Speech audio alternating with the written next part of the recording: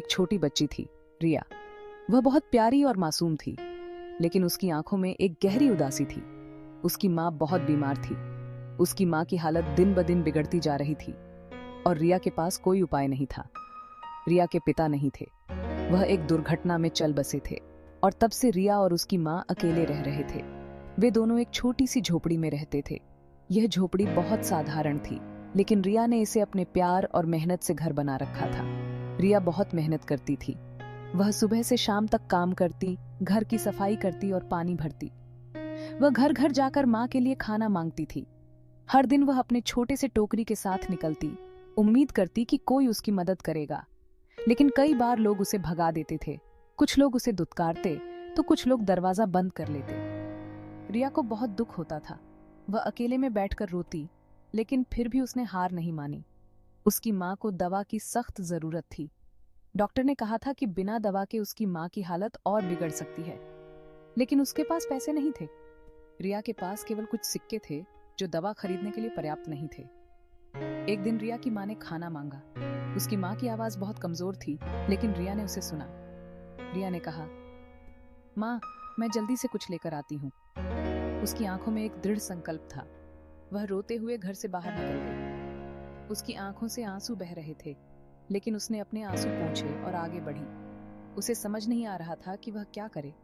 वह गांव की पगडंडी पर खड़ी थी, चारों ओर देख रही थी, लेकिन उसे कोई रास्ता नहीं सूझ रहा था। रिया गांव के बाहर एक जंगल की ओर चल पड़ी। वह अपने छोटे कदमों से धीरे धीरे आगे बढ़ रही थी, जैसे कि हर कदम उसके लिए एक बड़ी चुनौती हो। उसके मन में कई सवाल थे, लेकिन कोई जवाब नहीं था। वह थक गई थी, भूखी थी और बहुत दुखी थी।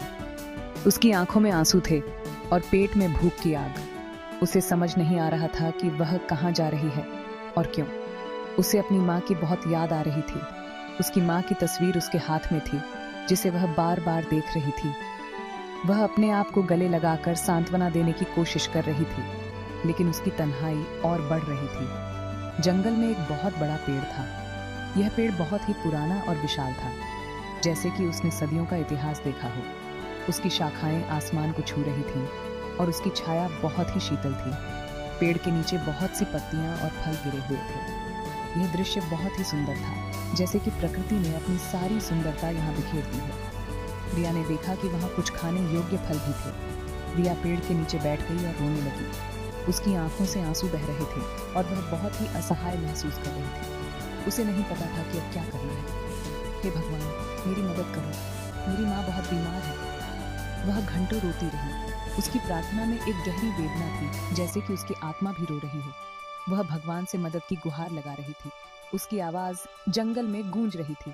यह गूंज उसकी पीड़ा को और भी बढ़ा रही थी, लेकिन उसे एक उम्मीद की किरण भी दिखा रही थी। शायद कोई उसकी मदद के लिए आएगा। अचानक रिया को लगा जैसे पेड़ उससे बात कर रहा है।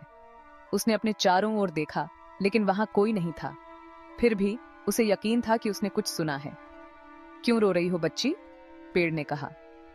रिया ने हैरानी से पेड़ की ओर देखा। उसकी आंखें बड़ी हो गईं। रिया डर गई, लेकिन उसने हिम्मत करके कहा, मेरी माँ बहुत बीमार है। मैं बहुत परेशान हूं और मुझे नहीं पता कि क्या करूं। उन्हें दवा की जरूरत है, लेकिन मेरे पास पैसे नहीं हैं। रिया की आंखों में आंसू थे और उसकी आवाज कांप रही थी। घबराओ मत बच्ची, पेड़ ने कहा। उसकी आवाज में एक अजीब सी शांति थी, जो रिया को थोड़ी राहत दे रही थी। मेरे पत्ते और फल लो, ये जादुई हैं और तुम्हारी माँ को ठीक कर देंगे। रिया ने पेड़ के पत्ते और फल अपने हाथों में लिए और उसकी आंखों में उम्मीद की चमक आ गई। उसने पेड़ का धन्यवाद किया और जल्दी से घर की ओर भागी, यह सोचते हुए कि उसकी माँ अब ठीक हो जाएंगी। रिया ने पेड़ की बात मानी। उसने कुछ पत्ते और फल इकट्ठा किए और जल्दी से घर की ओर दौड़ पड़ी। घर पहुंचकर उसने अपनी माँ को पत्ते और फल दिए। जैसे ही उसकी माँ ने उन्हें खाया, उन्हें अच्छा महसूस होने लगा। कुछ ही दिनों में रिया की माँ पूरी तरह से ठीक हो गई। रिया बहुत खुश थी। एक दिन रिया ने देखा कि पेड़ से लाए गए फल सोने के सिक्कों में बदल गए हैं। वह खुशी से नाचने लगी। अब उसके पास अपनी माँ की देखभाल करने के लिए पैसे थे। वह गांव वालों को भी खाना खिला सकती थी। रिया और उसकी माँ ने मिलकर एक अच्छा घर बनाया। रिया हर दिन उस जादुई पेड़ के पास जाती और उसे धन्यवाद देती। वह जानती थी कि यह सब उस पेड़ की वजह से हुआ था। उसने पेड़ से वादा किया कि वह हमेशा उसकी देखभाल करेगी और कभी उसे नुकसान नहीं पहुंचाएगी।